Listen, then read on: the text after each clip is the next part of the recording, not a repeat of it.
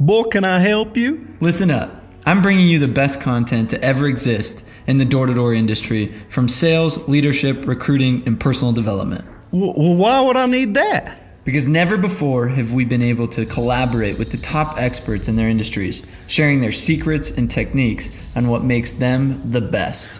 Wait, who are you? I'm your host, Sam Taggart, creator of the DDD Experts and DDD Con. Is there a place we can sit down? Well, come on in. We are excited to announce Jordan Belfort, the real Wolf of Wall Street, at D2DCon 2019, January 10th through 12th in Salt Lake City. Register today at d2dcon.com. Come as a team, learn as a team, leave as a team.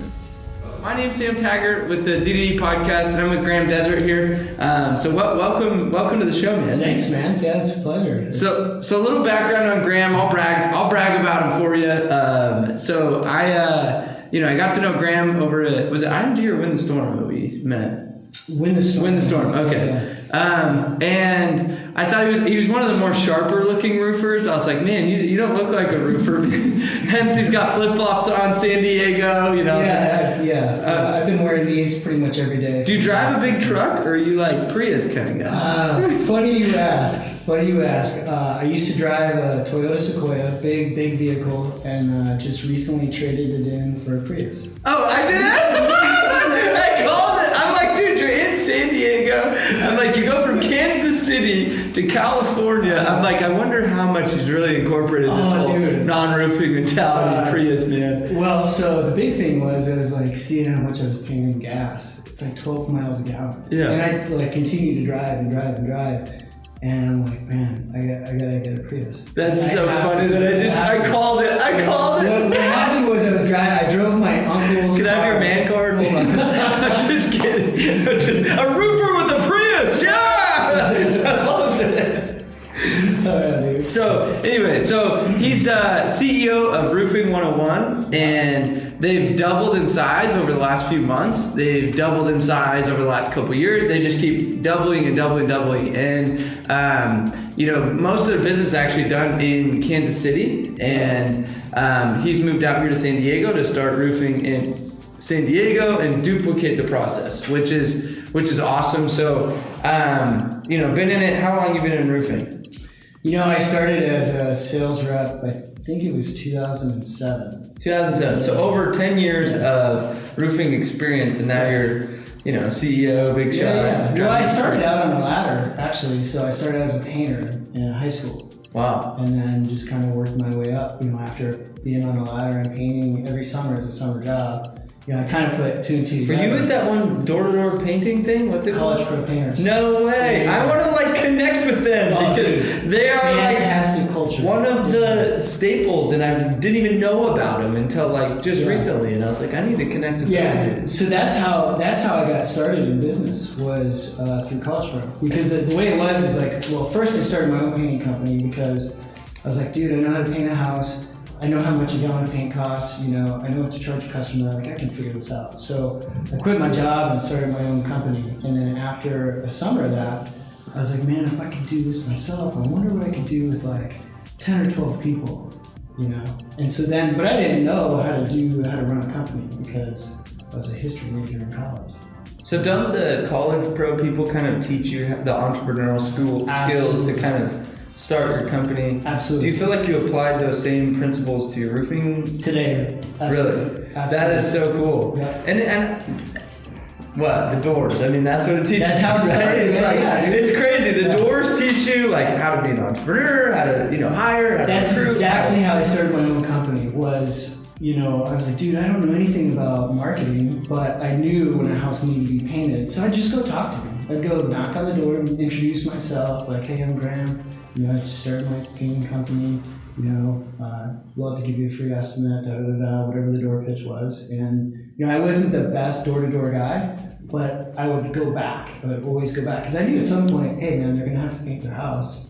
Might as well be me. Yeah. So they get to know my face. You create a relationship that way. That's awesome. Yeah. And then fast forward many years, and you're Fast now forward many freaking- years, and then now I got my own business, and the same things that I learned when I was 22, I apply now at 37. So That's awesome. So you've today we're gonna. So if you're listening to this podcast, we're gonna touch on a few things, which I think is a very, very relevant topic. And everybody asks, like, you know, in this job, running your own company or being a top sales performer or whatever it is, the biggest struggle is balancing that family and work-life balance. And so we'll touch on that, and we're also going to touch on how to, as a leader, effectively craft these professional and personal visions for your employees so that they can tie success in the family life and the personal life and their work life all to you being a catalyst and leading them to better results than where they came from. Right? absolutely. Yeah. So before we jump into those two topics, I want to know, I want you to tell me a little bit about this rim run. So, inside joke, just, we won't even go there. We were, yeah. So next month I'm doing this run across the Grand Canyon. It's a common thing. I didn't really hear about it until last year, which, by the way, last year I did a run across Greece. And Really? The whole country? Yeah. So You ran across the country? yeah, you know, if you've seen movie 300, Uh-huh. you know, where the Spartans, they like, you know, get their stuff and Oh, yeah, they, like, yeah. run across, and then they meet the Persians and fight them off and Uh-huh. stuff. So that same path that they took, you know, I did the same. So that's like the real Spartan race. Real Spartan, yeah. That's like, legit. everybody's like, I did a Spartan race over No, in like dude, no, I did the real thing. I They went put to up a Greece. barbed wire thing. It's like, no, this is like real Sparta. Yeah, so I went to Sparta, went all the way up to the high gates in Thermopylae. It was like 200 some odd miles over 8 days. It was awesome. 8 days, 8 days. 200 Yeah, it's like a marathon a day for 8 days, basically. And you did that? Yeah. Wow. I did a 5K one time. Yeah. Big steps. I know. Yesterday I went on a run. It was actually really refreshing. So that's awesome. Yeah. Not many people could say they ran 200 miles, one. Yeah. And man, I mean, did that take a lot of training? And like, I mean, It took a lot of training. are your knees okay? Like, Knees are fine, man. Ankles are fine. Body's cool. Yeah. that is awesome. So it took me, I would say, like maybe 3, 4, 5 weeks to recover after that. I was gonna say. Yeah, then I just jumped back into training. At the end of it, did you like kick anybody into a well or anything? Like, did you yell? Like, were you- No. Yeah, I didn't pull out a sword. You did? Okay. Yeah, I started stabbing people. I was gonna say, I was like, no heads got cut off. No. I mean, imagine doing that with a big armor and shield and like, that would have been. Yeah, exactly, and all the equipment. Yeah. It was unbelievable. And so that was like the big thing was really putting myself in the position of, you know, what they did, you know, hundreds of years ago or thousands of years ago, whatever it was. But the big thing is like how they chose the men to go fight was pretty interesting to me. You know, it wasn't just you got to be the biggest, baddest warrior. It was who had the, you know, sons. Whoever had sons that could pass on the family name were going to fight. Why is that? Why do you think that was? Because they knew it was a suicide mission. You know, 300-400 men up against like thousands. So they knew it was a suicide mission, but it had to happen to get the entire country. The country needed time to get all the men, you know, and all the fighters together and coordinate the army to go actually fight.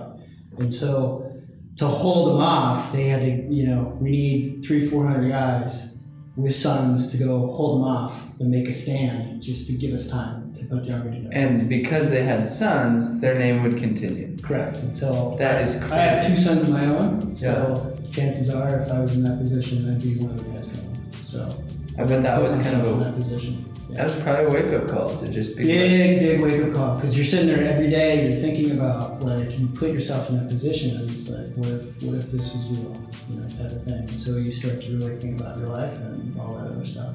yeah, and then the whole work and everything else probably becomes irrelevant, and you're like, what do you do in those last moments with your 2 sons, knowing you're going on a suicide mission, in a Correct. sense, to say, Yeah. go carry on the mission, go carry on the name, live with pride, and Yeah. probably won't ever see you. Yeah. That's crazy. Yeah, so that was like a precursor to when I got done with that. It was a fantastic experience, and that could be like a whole different rabbit hole of conversation. But I was like, well, what next? You know, like I really enjoy, you know, going out and pushing my body to like the limits, like what next? So the next thing that, you know, I thought about, I'm like, dude, I would love, like I've always wanted to go see the Grand Canyon. And then I heard about that people actually like run across it, you know, like they go across and come back and whatever. So How many miles is that? it's just over 40.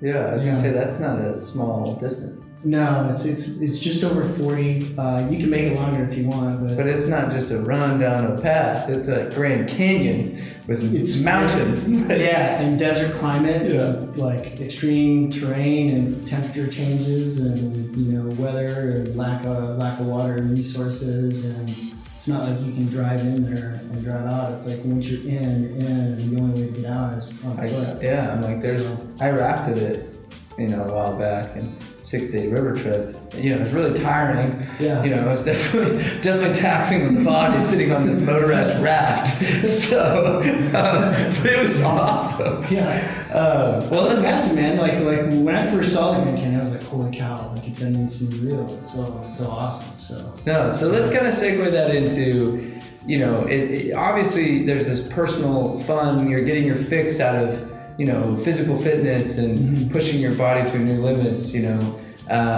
but also like the aspect of how you've inspired your people to do the same, you know, from personal and a family and a work and you know, finding this new vision in them and how you've done that. So you've got these couple papers here, you know, he's got this huge stack. So you've got this stack of pages. Dreams and aspirations of people. I love it though. I mean, so tell us a little bit about this exercise you've kind of started to do with your people as a CEO and why you started it, how it kind of came about, and what it is. Well, the big thing was, you know, as you start out in business and you start growing and you acquire customers and, you know, you start hiring people and, you know, now all of a sudden, you know, you're very good at like transactions, like acquiring customers, producing jobs, collecting the money, all that stuff. And that's very transactional based. And then all of a sudden you have all these people involved and you're lacking, like I found I was really lacking the relationship of how to effectively lead people and how to effectively work with customers. And so, you know, there was a chain of events that really just made it very apparent and clear to me, like, you know, man, I need a solid mission. I need a solid vision for my company. You know, like I need to create values and priorities and, you know, start to instill this in and brand our company, you know.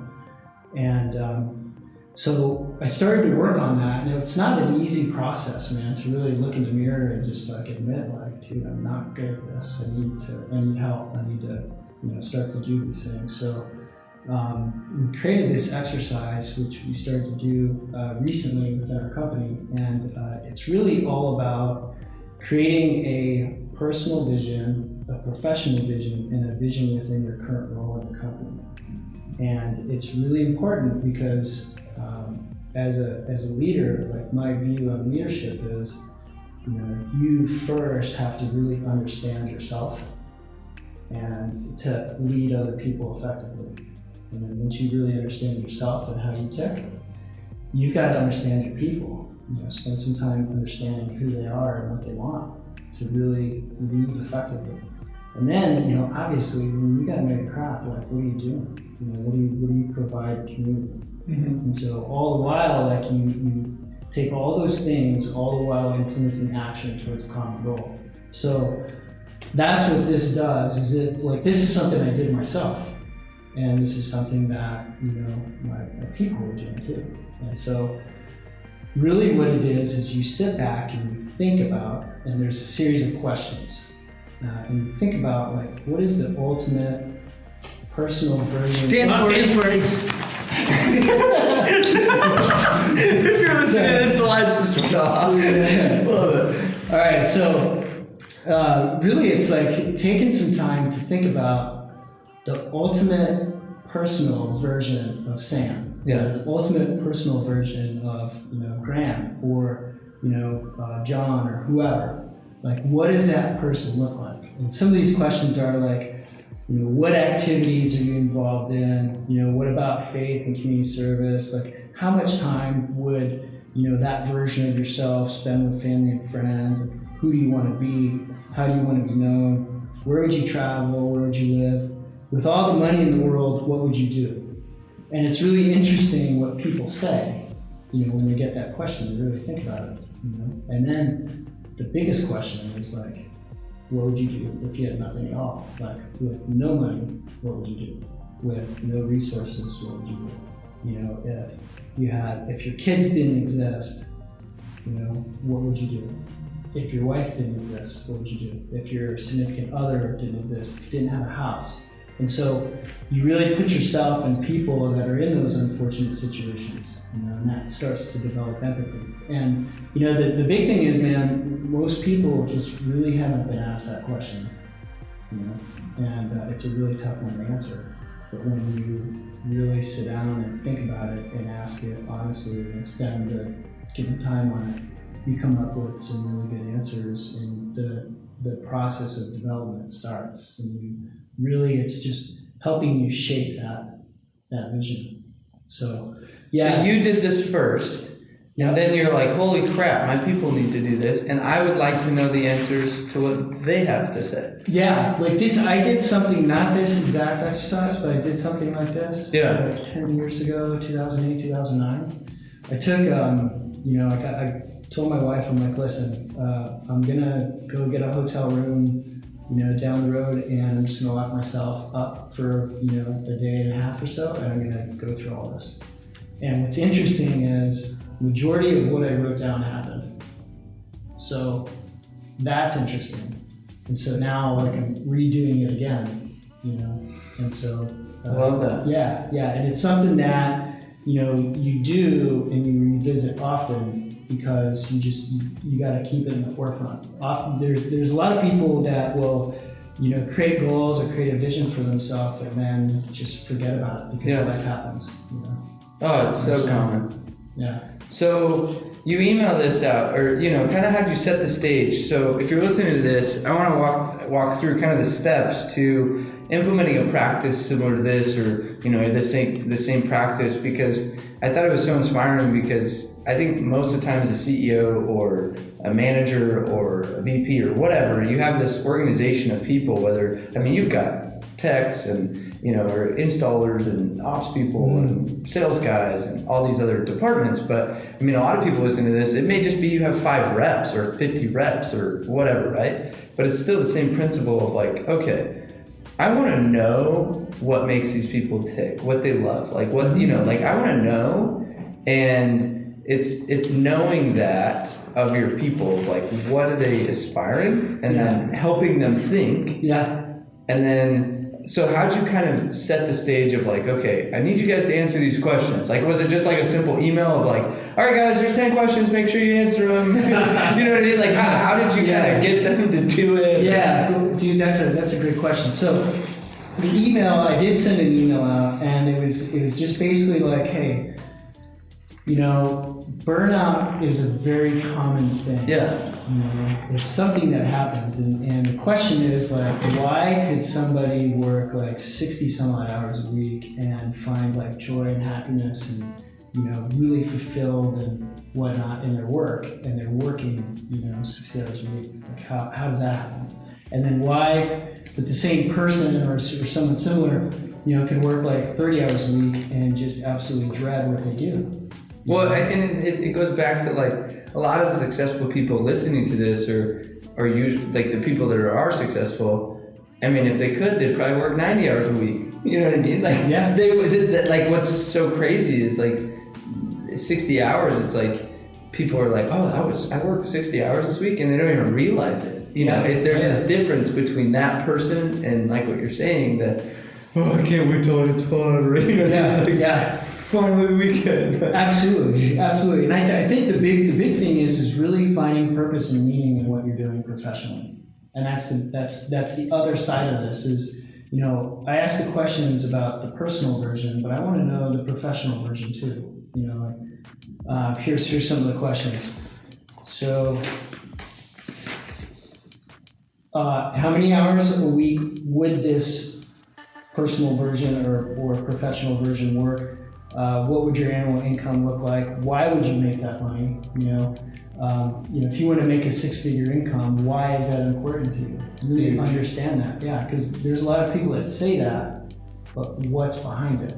And that's the real question, Yeah, a lot of people don't have a reason why to even need that much money, or like they're fine making 50, 60 and living off that, and their bills are paid, and they're just fine. Right, and so what ties it all together is really your personal version and the legacy you want to leave.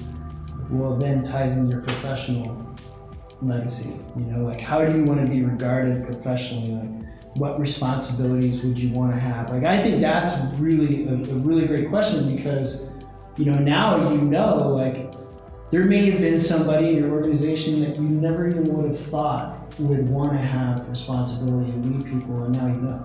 And you can start to work with them, develop them, and show them the path of progression. Like you can, in the next few years, if you do this, this, and this, this is the path of progression for you.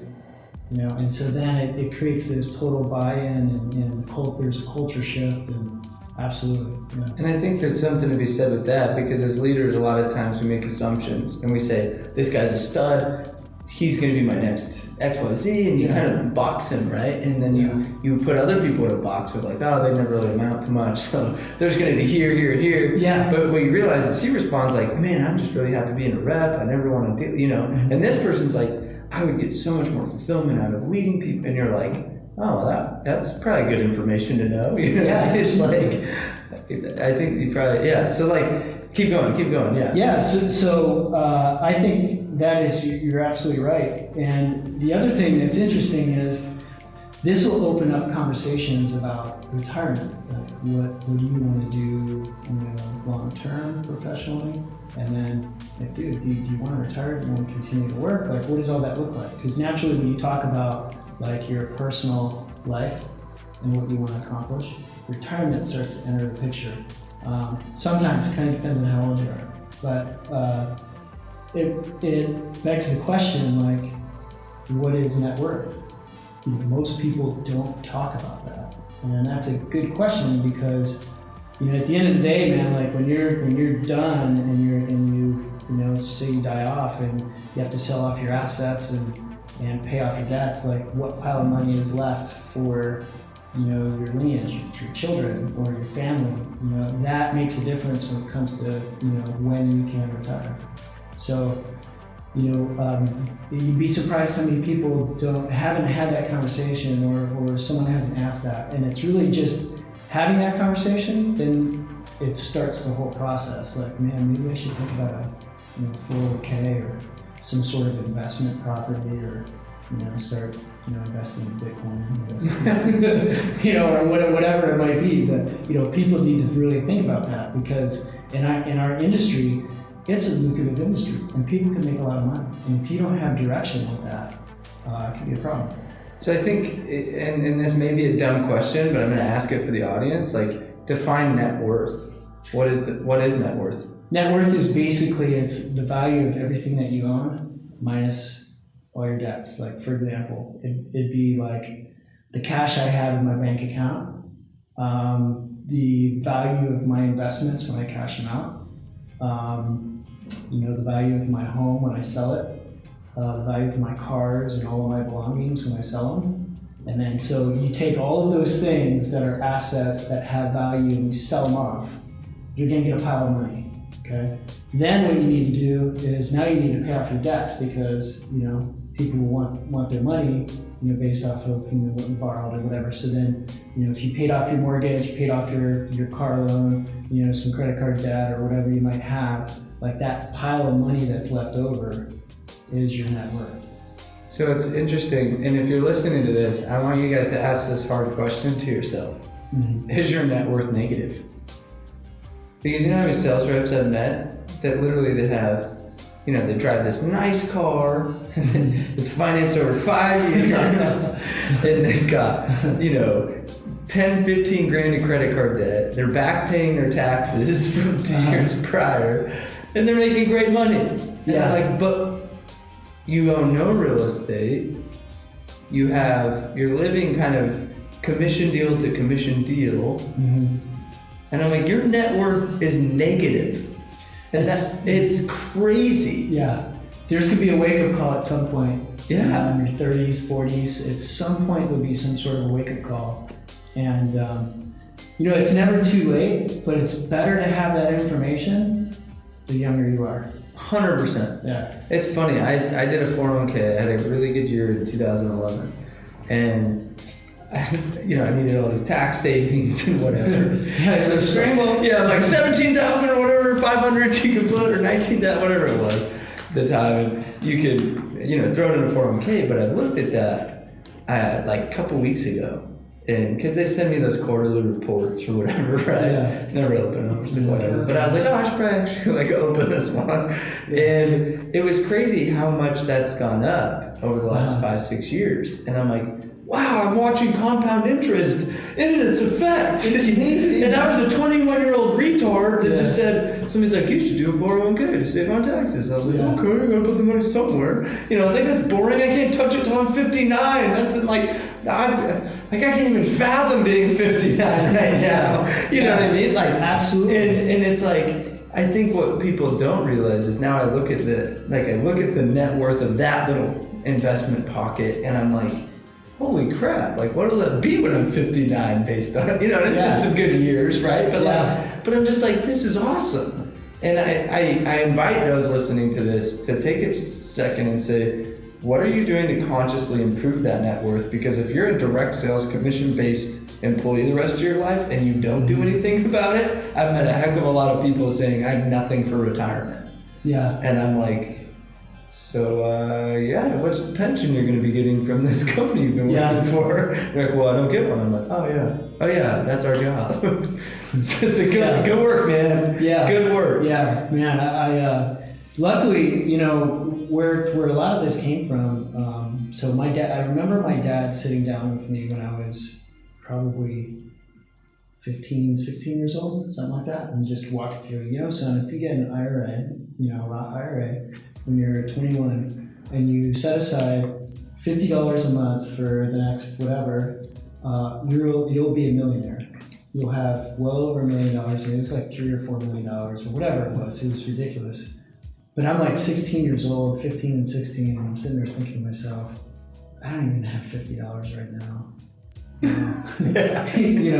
But the great thing was like, it was introduced, and so what happens when I start making money is, what my dad said, the lesson was taught. Yeah, it comes back. And so I didn't open up my IRA at 21, but I opened it, soon after, and it's like, yes, I put money in that every month, and that's just one of the things that I do.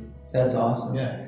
So let's kind of segue this into, what's crazy is if you're a leader and you're managing your people, you can be Graham's dad.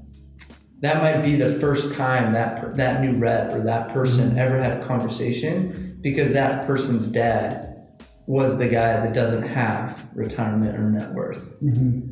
And you can be that guy that catalysts them to say, let's change your destiny from living through the traditions of your father. Yeah. And I'll be the guy that's the catalyst to put you in a different result in 10 years. Yeah. And I think that's what's so powerful about leadership. And I'm sure you've witnessed yourself being able to see this change or growth, just being that person asking those hard questions and having those conversations with your people. And, I'm really curious to know, what are some of the responses that you've gotten from this exercise of asking these questions to your people? Yeah. And then what are some of the results you've seen fast forward, 6 months, a year, whatever, and how it's shifted the culture and your employees and helping them get a clearer vision? Yeah, absolutely. I mean, here's one that I think is pretty powerful. So dance marketing. I love this.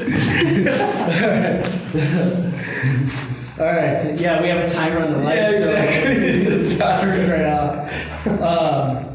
Christian, cut that in audio and video guys.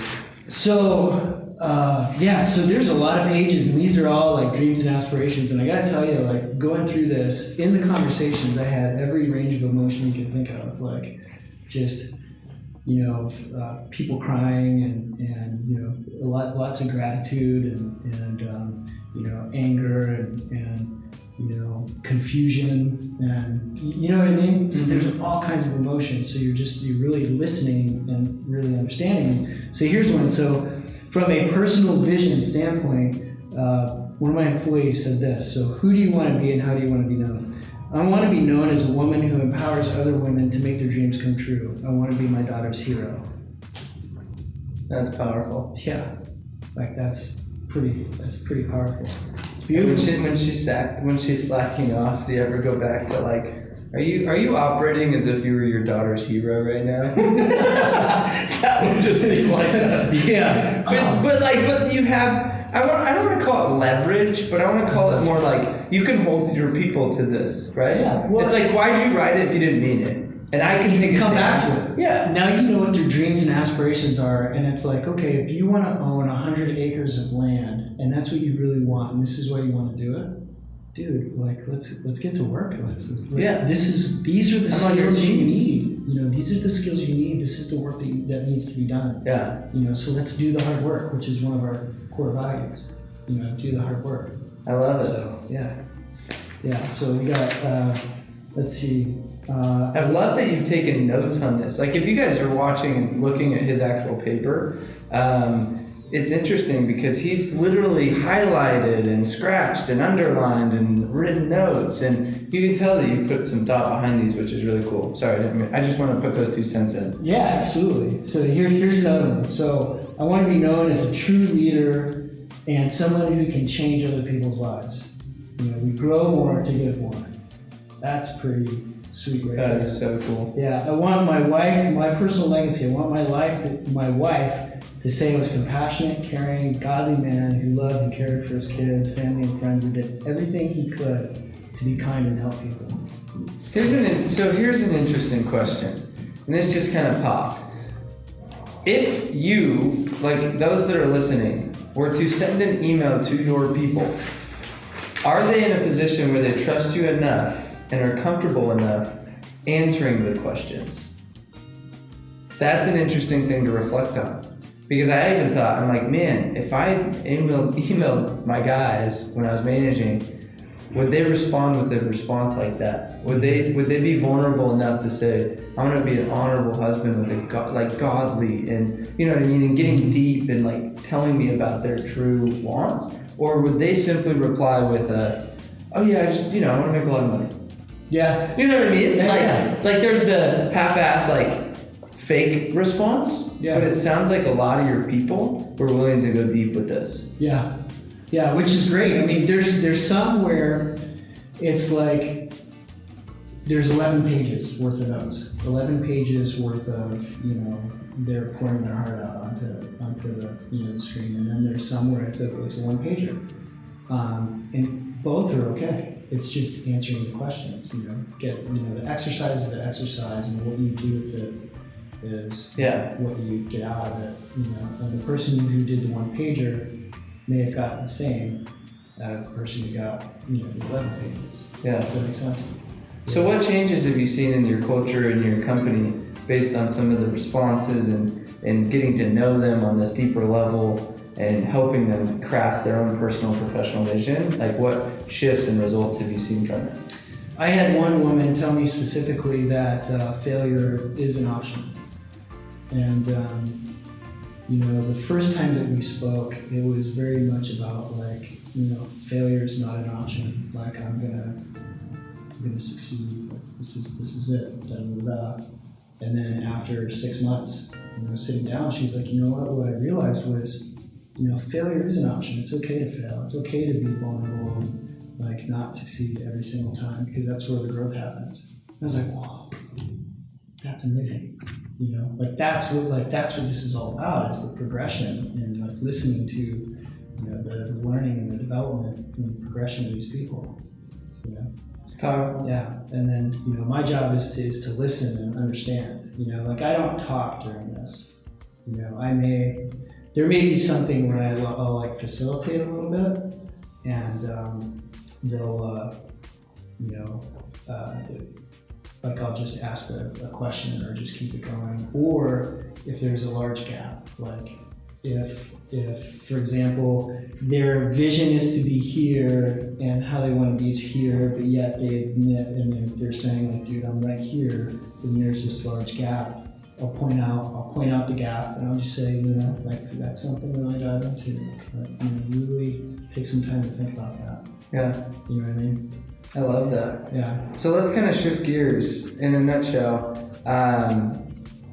Basically, if you were to say quick pointers on practices, because we're running out of time, quick pointers on how you've been able to balance your own work life and family life with all these things on your plate. You know, you've got offices in the different states, you've got, you know, I mean, you're a CEO, like, and I don't think, a lot of you guys listening to this aren't CEOs, but you still run your own 1099 customer base or team or office or whatever, right? So I think it's so applicable in our job. And me personally, man, I've been workaholic mode, you know, I'm probably the first to admit it, right? Like, where you get into the zone and you're like, nothing else matters except this. Yeah. And it's so challenging. And I'm, you know, like I said, the first to admit, like, to just somehow stop this, turn work off, go family. You know, I want to know some of your best practices. Like, what do you do?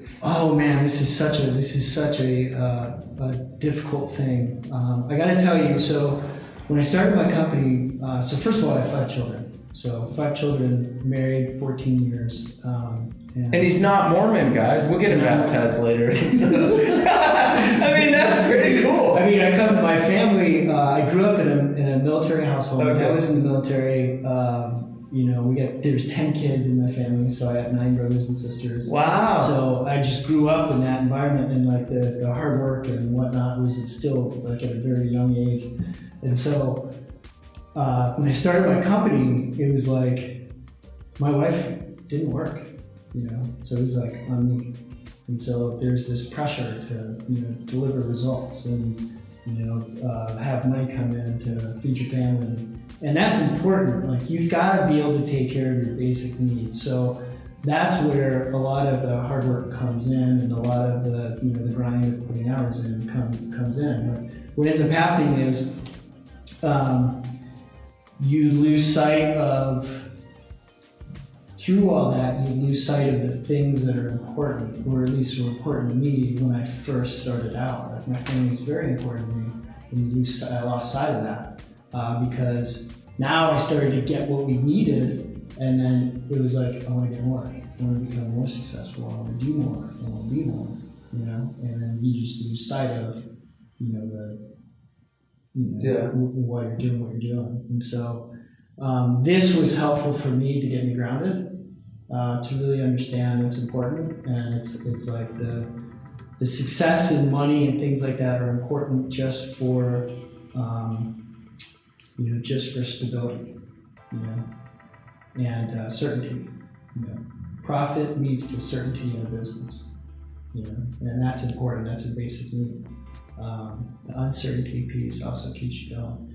Some of the things that I do is, you know, like I'll give you an example. Thursdays, I pick up my kids from school and we go do surf lessons because. I mean, they have early release, so I intentionally make time and block off that afternoon, and nothing messes with it. And then, you know, I've been known for this is, you know, take my kids on trips. You know, if I'm going out of town for work, I'll take a kid with me, and we'll go to a conference or whatever. Like I took one of my sons to New Orleans. And then I took one of my daughters she went to Las Vegas, which is kind of interesting.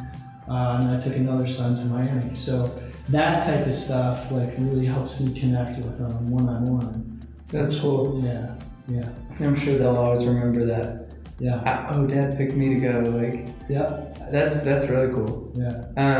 What about with your wife? Is there anything specific that you've done or developed that has helped you? I'm gonna be more specific with this question because it's like, how do you set an expectation with your wife and come to an agreement of like that balance, right? Because I realize like sometimes it's just she's expecting me to be somewhere, be something, or X amount of time or whatever, and I'm expecting something different. Sure. And that's what creates this like bash. But I mean, have you done anything that's helped kind of manage expectations with you and with her as far as how to balance? Yeah, I think what's really helped is, we've sat down and really just said, like, this is what we want, and so getting together and sitting down and laying out what we expect and what our own vision is. So actually doing this together would be helpful, because then you both understand what you want and where you're aligned and where you're not. And where you're not aligned, you get aligned. And then so you're on the same page. And when you're on the same page, it's easy to stay on the same page through communication. Yeah.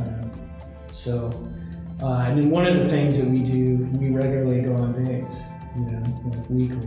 And if I don't ask my wife out on a date, she gets pissed. So you ask, you have to ask Yeah, her. I ask, yeah. We go on a date with her. Yeah. She's like, dude, you missed Saturday. I'm like, dang it. All right, I'll make that to you. So what's been one of your favorite dates you've done? We did a weekend staycation. So we got a babysitter for the kids, and then we did a staycation at a hotel just real close in Carlsbad where we live. That's cool. Yeah, and so just chilling at the beach, hanging out, sitting at the pool at night, watching sunsets, go to dinner, stuff like that. Cool.